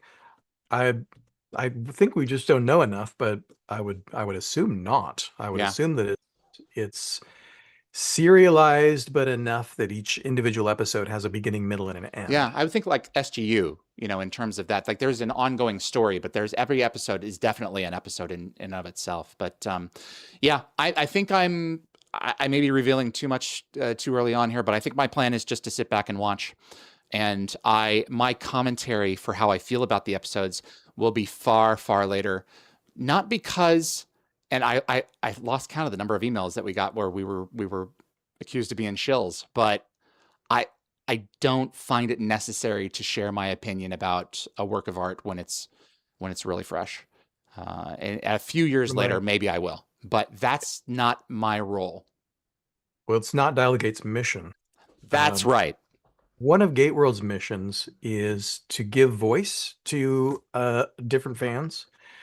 And one of the things that I've lamented over the last several years is that GateWorld has been largely my voice for a long time, especially when the shows were quiet, when there was nothing in production, when interest was low.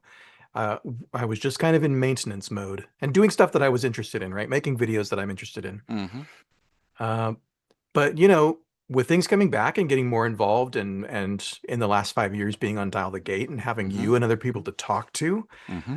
I'm really excited that we are now recruiting more fans to be involved in what we're doing, whether it's in front of the camera or behind the scenes, whether they're writing or you know, showing up on a live stream or a podcast or an interview. Mm. I would like more voices. I would like more faces to be on GateWorld. So I would love to be in a position where when the show premieres, we have a sort of a cadre of Stargate fans who call GateWorld home, and we can just pick 2 or 3 of them and stick them on a live stream to talk about the new episode. And maybe none of them are you or me. So I've had this idea that I wanted to run by you, and maybe we should do it offline. But part of me is just like, let me just not have you say yes or no now, but float it to you now and just see if you've got the brass balls to do it.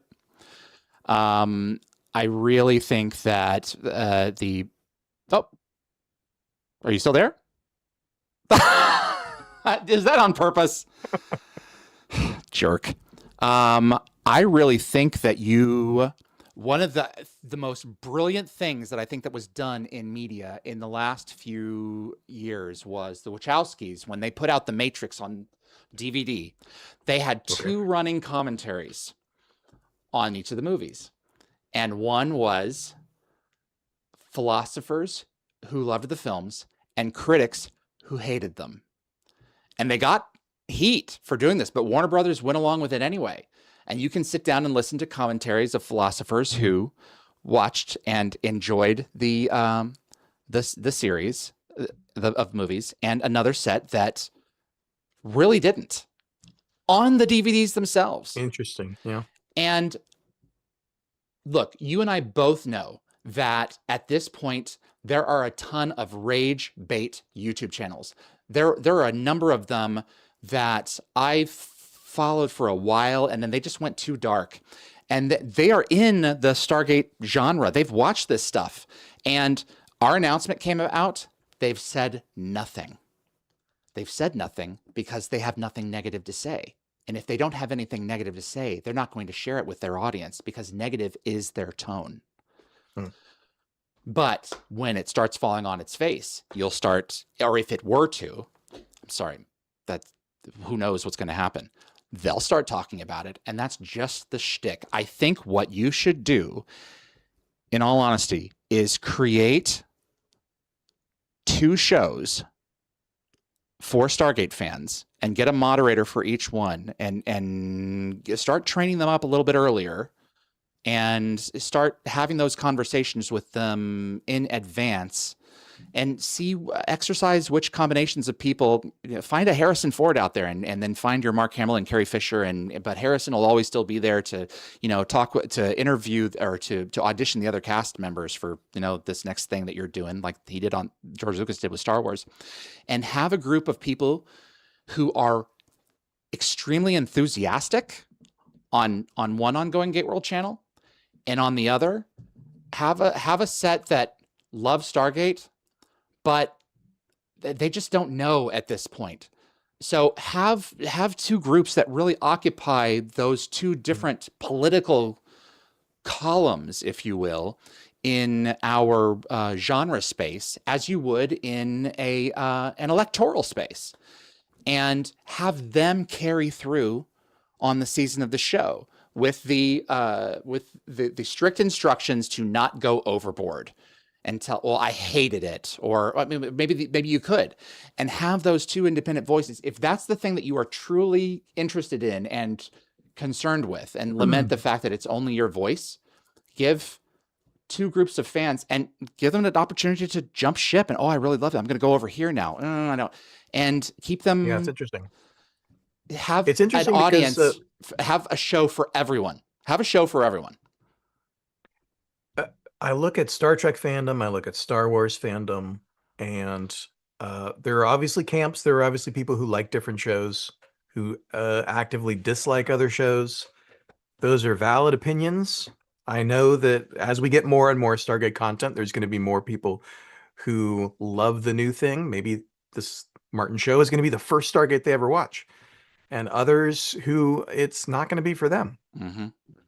So how do we make space for our fandom to all enjoy the franchise together, even if we don't all love every piece of it? That's a giant challenge for Yeah. GateWorld. I mean, we've had real challenges in years past, right? With SGU, we had real challenges when it came to effectively platforming people who were not just sharing why they dislike the show, but just actively campaigning against it. Yeah. And that's not what I'm talking about here. I'm And that talking was a about, real challenge, yeah. So I, that's part of what needs to yeah. be navigated in what you're describing. But I take the suggestion.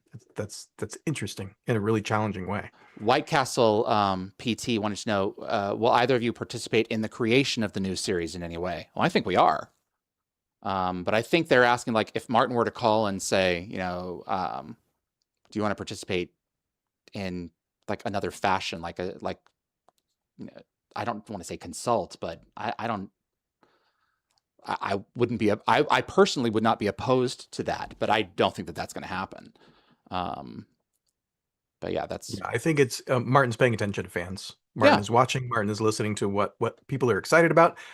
He's not going to craft a show around what fans want per se. He's going to tell his story. He's got an idea, and I think from everything that we've heard, fans are going to love it because it's going to be classic Stargate. It's But gonna I think that's as feel far like as it Stargate. goes. Yeah, the It's going to Stargate feel like Atlantis, yeah. Stargate. I think that's as far as it goes, though. Is he's watching us and he's listening to us. The But other, yeah, in terms of participating in the show, if we get to go out and visit when they're filming, yeah. I would just love to put on a uniform and walk through the background once. That would be great. Dude, I've lost 100 pounds. Make me a soldier. That's what Yeah. I mean, there's little things like we have the institutional knowledge. So if there was an opportunity to like cover the content and like, well, there's this thing that's happened in this episode over here. So the Stargate can't really do this, but what it has established is that it can do this, and offer like alternatives like that. But other than that, I can't really think of any like space other than to continue to document and record and preserve. So yeah. I got to get out of here, but let me do 3 things. I've got 3 things on my wrap up to-do list. The first thing is I want to congratulate David and the whole Dial the Gate team for season 5 of this incredible show, which GateWorld viewers, you are lucky enough to see co-streamed today on GateWorld, but this is the season finale of Dial the Gate's 5th season. And the break's going to be shorter this year. We're going to be, Dial the Gate's going to be back in the new year. But congratulations. And if you guys are interested in hearing David talk more about his craft, about what he and his team do to put this show together, I'm going to have David on our GateWorld live stream hangout Friday, December the 19th, starting, I think, at 2 p.m. in the afternoon Pacific time. David's going to be my special guest, and we'll hang out. We'll interact with chat, and we'll talk about Dial the Gate and celebrate the end of season 5.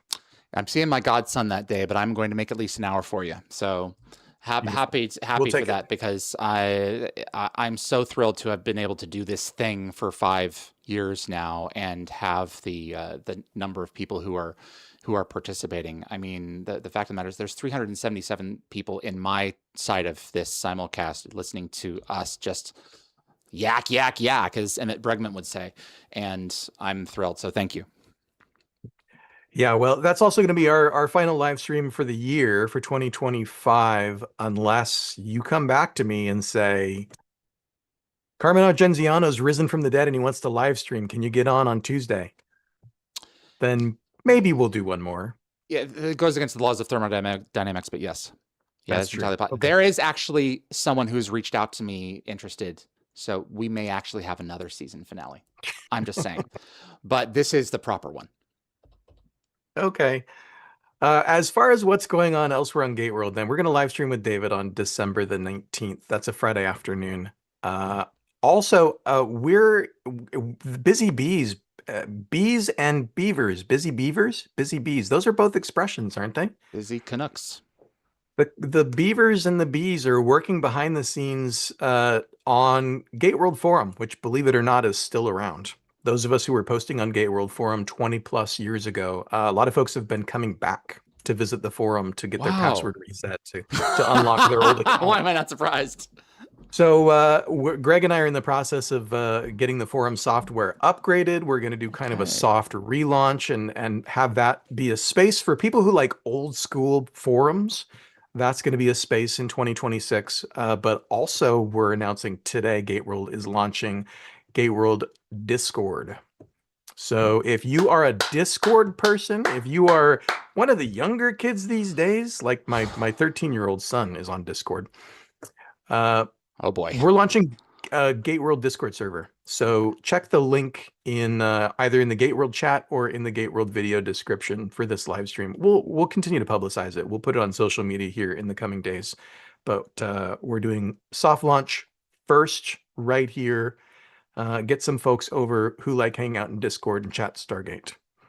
We had one 4 years ago, and I wasn't crazy about the idea. I don't, especially not now, because you're going to have one. So, yeah, if there's like a Dial the Gate subsection that you can put in there, I'd much rather it Let's do be that. under your wing than on my own, because so much of that's going to be redundant anyway. So congratulations, Yeah, that's great. We can do a Dial the Gate channel for people who want to talk about your content. Okay. There is already a place on there to subscribe to updates from Dial the Gate. Awesome. And the bot will pull every time you post a new video. The bot will pull it in, and people can get alerts for Dial the Gate and for GateWorld. A huge thanks to Hellcats, who was one of our new GateWorld moderators. He set all that up in Discord and got us up and running. Wow, very nice. Go Hellcats. Yeah, that's great. No, that's a terrific tool, and I'm finding myself using it more and more. So, especially for gamers, it's really fantastic. And the you can pop on and share audio and video lickety split. So it's really great. Consider me signed up. Cool. Yeah. That's all I got. Congratulations. Thank you, sir. It's been a hell of a season, and I couldn't have asked for a better, holiday present than SG4. And it's we've got a long road ahead of us. I think a little bit longer now, perhaps, than we were expecting, but at least we know.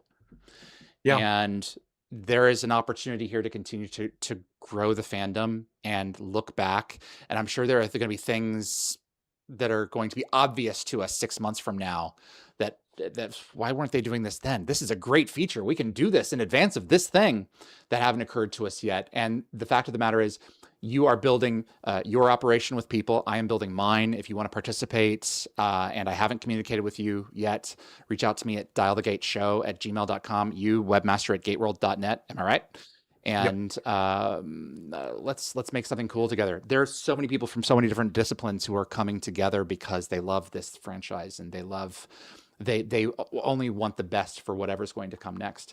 And they couldn't have picked anyone better than Martin Gero, as far as I'm concerned. Not only was he great then, but he's only proven since that, he's an excellent choice for this.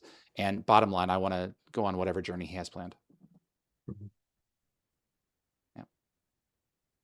Yeah. Big thanks before we wrap. Right. Yeah, big thanks to GateWorld's moderators. Moderating over in GateWorld right now, Suns and Shadows, Hellcats, Raj Luthra is here. Red Zion, I think I saw you a minute ago. I got to learn how to pronounce some of these usernames. And thanks Absolutely. to everybody who's given super chats over in GateWorld. Really, really appreciate it. Yeah, I want to give a tremendous thanks to no glasses, my team. You think I would have these memorized by now? I have to give thanks to Anthony, Jeremy, Kevin, Lockwatcher, Marsha, Raj, Jacob, Enigma, Stephen, my production team, my producers, Anthony Rowling, Kevin Weaver, Summer Roy, Bryce Orrs, William Murphy. Anthony has been going to town on the back end, getting these chapter headings for our YouTube episodes in place. He's been truly doing some amazing work and getting next to no credit for it. And just thanks, man. You have been with us nearly from the start, and you've made a huge difference. So many of these folks are friends now that I can consider myself very close to, and they make all the difference. And tremendous thanks to Matt's Eagle SG Wilson for his amazing Asgard Mothership flyby that opened up our episode. And Frederick Marcoux set up he reconfigured my entire computer ecosystem 3 PCs and a NAS server in a day and a half to get me ready for this thing. Flew out from Quebec. So thanks, buddy. Wow. Really appreciate it. That's if that isn't love, I don't know what is. So I'm just saying. So, but We yeah, benefit from people's love of Stargate. Let's be it's honest. true, completely true. So, but you've got a thing, and I haven't eaten since 5 this morning, so I'm gonna go and place myself in front of a microwave. So, All right. I I'm will see looking you forward in to 10 seeing days you. time. Yes. And we'll Right be here on posting on GateWorld. social as stuff comes along and we film stuff. So we really appreciate you guys. Thanks so much for tuning in, everybody. We'll see Thanks, you on the other everybody. side next year.